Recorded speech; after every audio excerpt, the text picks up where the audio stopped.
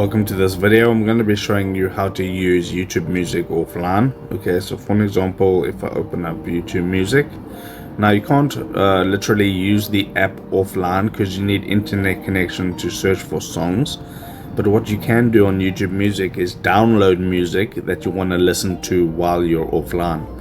Okay, so for this you can click on any song. So if you hit the three dots next to any song, you'll be able to see here it says download.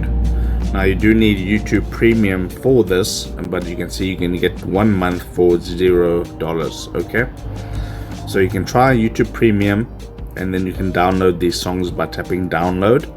Okay, and then to access that, you tap on your profile icon, then you tap on downloads, and then all your music that you downloaded will show up here.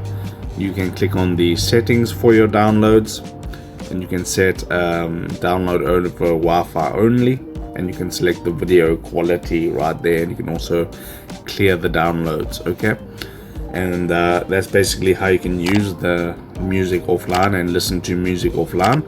And if this helped you out, drop a like on the video, subscribe to my channel, and I'll see you next time.